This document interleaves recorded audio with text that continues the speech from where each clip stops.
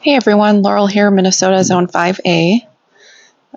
Windy day today, but the temperature's getting into the 50s right now.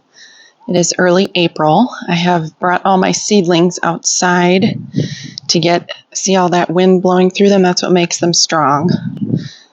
So the more you can get them outside, it forces them basically to grow strong roots to resist the wind. I can see these are looking a little bit dry. I need to water that. That's Gomphrena. I have a QIS mix, so it's like lavender, pink, white, and dark purple, and they were all mixed together, so I won't know what they are until they bloom. I did save seeds. You can save seeds from your Gomphrena, so I saved some purple, some pink. This is a new one that I bought from Baker Creek called Atomic Purple. And then these 4 cells are Gomphrena Carmine, which is my favorite. I have bought those from Johnny's Seeds, but I also saved my own seeds for a few years. And then you can see my peppers did well. I was out of town for a week, so they are doing good. This one's getting really big. So I tested out using the taller light because I wasn't sure if the crispiness on their leaves was caused by the light being too close. But you can kind of see they are a little bit stretched out. So see how long those stems are? Those are a little bit stretched out for how big these seeds are. Seedlings. These look a little bit better. Look, I can't see what I'm doing in the sun. These look a little bit better back here, but I did switch to the lights that are closer to the seedlings. With peppers, though, and tomatoes are kind of the same. It's okay. They may form roots. I'll bury them about halfway when I pot them up into bigger pots. So you can bury them about halfway. You could bury them really up to the leaves on the stem. And they may form roots all along the stem. So that's an easy way to fix that. There's my shadow. It's sunny and windy today. Oh, I bet you can hear that wind, huh? This is a caramel mix Rudbeckia, annual in my zone. These are Maverick Scarlet Picotee geraniums. And then I've got my 4 different kinds of allium, or shallots here. Looking good. I did trim them up when they get long like this. I give the ends a snip. That helps make them heavier or thicker and stockier and healthy. I started some basil seeds here on the end. I'm a big fan of the Salanova lettuce. They're really easy to plant. They are expensive from Johnny's Seeds. I think that's the only place that sells them right now. Sells that variety. Or they have multiple varieties and they're all good. But what I like is I've always had 100% germination on those seeds. So I've had seed packets last me, even though they're pelleted. They've lasted me now 3 years. These 4, I planted 4 seeds here. That was a pack of seeds packed for 2021. So that's pretty impressive. To me, that's worth the money. But also I love them because once they get into their nice rosette shape where you can harvest, they're really slow to turn bitter and bolt or go to flower. So once lettuce goes to flower, generally it's not good anymore. It turns really bitter. It gets spiny kind of along the stem. But the Salanova takes a really long time compared to other lettuce I've grown to do that. So that is why I like it. These are ornamental cabbage. Snapdragons got really big. Those were old seeds. I have one Rudbeckia here that was smaller, so I'm going to pot that up. Foxgloves put on some really nice growth. Looks like I have one aster that sprouted. Those took forever. That was just a random packet I had in African daisies. And then I'll be potting up these Alternanthera purple prince as well. And that's an ice plant that I bought in a garden center last year, and I saved the seeds, and it's sprouting. Really cool. And then I think I sprinkled some of those old Snapdragon seeds over there. So I had really good germination. So a lot of these Snapdragons, I'm going to try and separate them and put them into bigger pots, or at least in another tray where they each get their own cell, just to give them some more space so they can really take off. I'll bring you to the back here. Perennials all fared well. I left these outside while I was gone, even though it snowed. The temperatures were warm enough overnight. They're looking, I do see some more leaves sprouting on these echinacea here. And there was one. I'm still not sure if this one is going to sprout, but it's early yet. I'll give it some time. Hopefully it does. Sedum starting to open up here. It's lemon jade sedum. But we've got some more blooms over here. Today I'll be cutting back a bunch of perennials. You can see the sedum are starting to grow in the center of these plants here. Get bigger. I like leaving the stems up in case insects are overwintering, but also so I don't accidentally step on my plants. And we've got tulips got a little bit bigger. I don't see any blooms forming yet. These are kind of a later spring tulip. The crocuses, this batch is almost done. Got one little yellow bloom there. I like crocuses because they're easy to plant. You don't have to plant them very deep, and they naturalize, at least for me. They kind of spread easily, like the clump will grow on its own. But also you don't have to clean it. It just kind of is like this little grassy patch, and it dies back, doesn't leave a mess. It doesn't look unsightly. I don't have to cut anything back. They're great. Back here I can see, boy, it's hard with the sun, Ligularia. I think that one is called Desdemonda. The Ligularia is sprouting. Maybe some of the hostas are. I haven't dug in yet. And let's go up to the back. Of course, the honeysuckle just keeps going. The buds keep getting bigger. We've got Zergeum back here. They're really tough plants, really low maintenance. And then this is a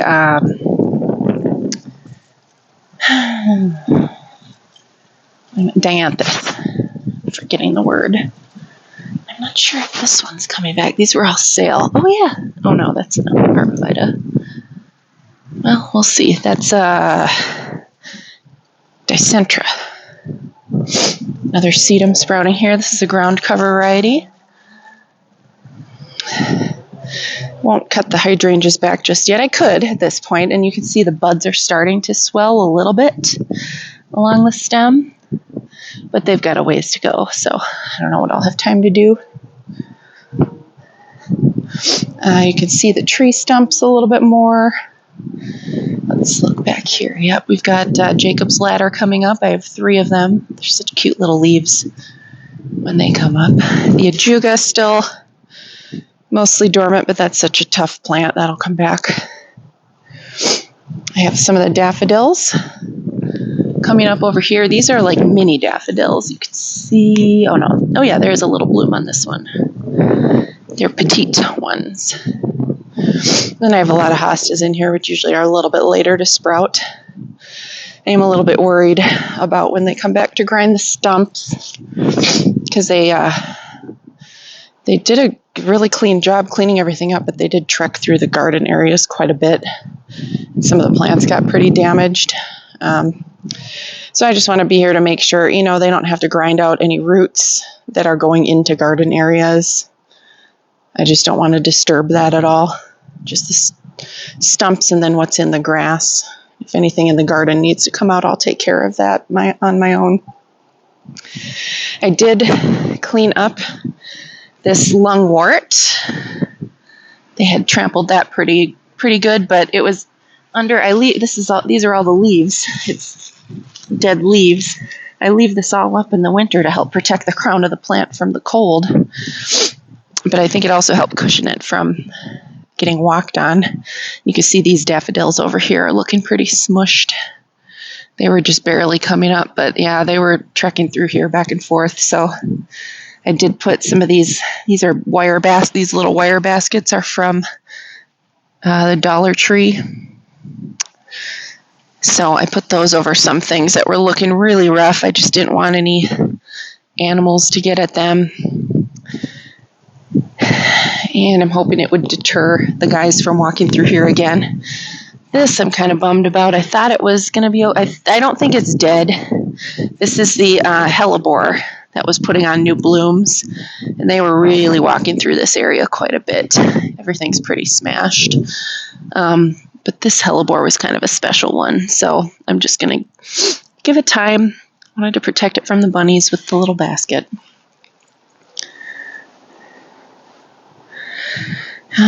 Not too much action. I do need to cut back this grass because we have daffodils putting out blooms behind it, so I don't want to obscure those. I'll be doing a trim on both of the dogwoods. There's this one back here and then one up by the house. This is a mum. Okay, my camera cut off there, but we shall continue. Pile of debris from some cleanup that I did over on this side last night. After I got home, you can see Anna's magic ball looking healthy. Daylilies coming up over here. Got some phlox sprouting. And then daffodils getting bigger back in the middle there. The rose is starting to bud. The bunnies really nibbled on that quite a bit. And over here, we have some lovely spring blooms. Those cheerful crocuses looking gorgeous, wide open in the sun. These bulbs that I planted in the fall, late in the fall, are coming up. That something promptly dug up not long after I planted them. I wasn't sure if they survived, but they did. And then these adorable little purple blooms here. Sorry for the wind. If anybody knows what these are called, please comment so I don't have to dig out the tag.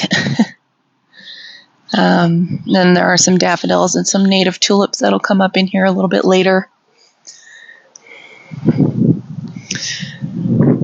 Daffodils are putting on some size back there. And allium as well. And then look back over here. Tulips did great. Continued growing. Hopefully the squirrels let me enjoy them and don't bite them off. More allium. And then the most exciting thing, the garlic. It is sprouting. We've got lots of garlic sprouts over here. So I think pretty much every variety has started sprouting. So yep, I was right. This just had to warm up a little bit more in the spring. So I'm going to have a boatload of garlic this year. I do need to plant my pea pods. They go up against this trellis, or my sugar snap peas anyways. You can see the backup garlic coming up over here, looking good.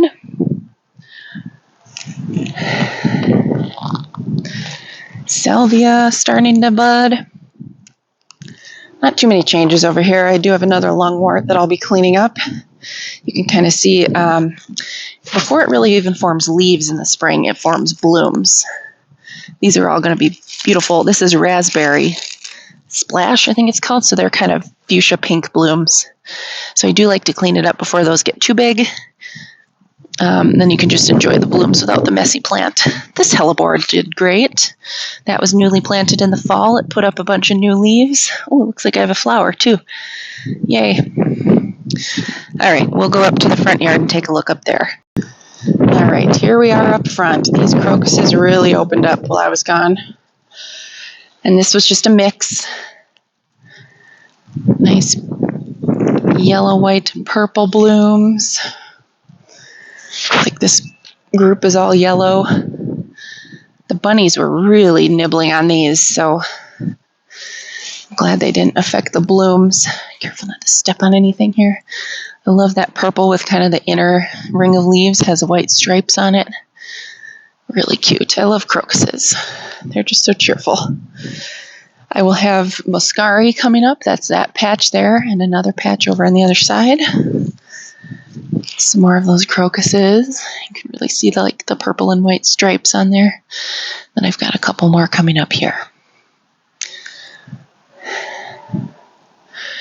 So I love this little patch, before it fills in. I need to add, I think in the fall I'll add a few more patches of crocuses in between things, because they just look so cheerful. Yeah, look at these. They've been chewed down to nubs. Ugh. Maybe I'll try. I think I have some of that repels all stuff. I'll give that a shot. I am this week going to try to pick up some violas to plant in here instead of this dead ornamental grass. I think that'll look a little bit nicer, and they can withstand some frost.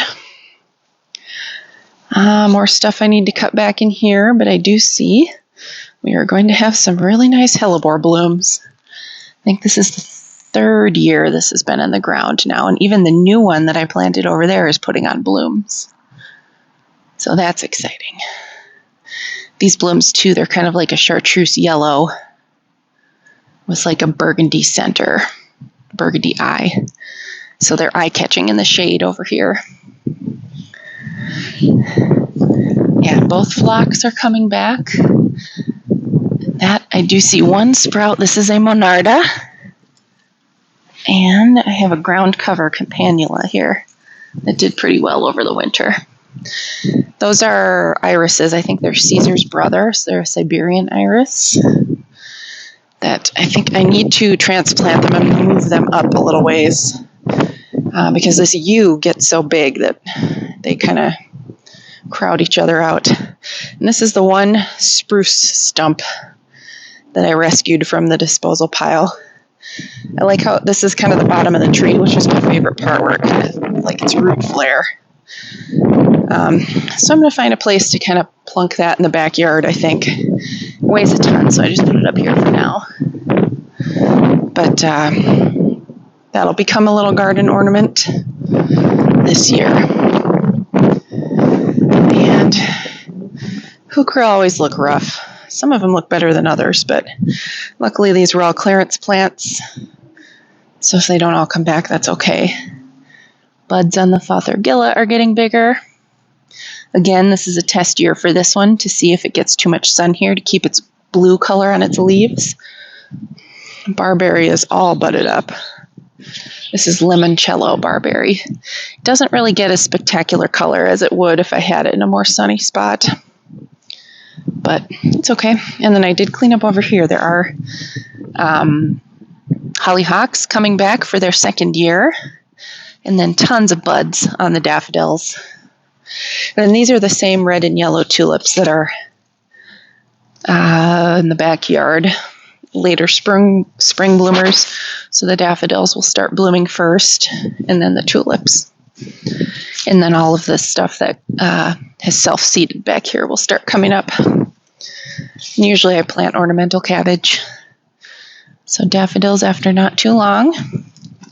And then tulips to follow. And I really need to cut this grass back. This is Hellemograstis overdam. And it is all sprouting in the middle. So I need to come back here and cut that. And hopefully there are a couple foxgloves that survived this year, but I'm hoping a bunch of them have seeded themselves as well. And then this is the other dogwood that will be cut back hard this year. So that's it, just a few updates. A little bit of color starting to show in the garden. Oh, I like that view back there. Although yellow and purple, you probably can't see it on film as well as I can. So thanks for sticking with me on this windy video. I need to get to work potting up my seedlings. Have a great day, and please subscribe.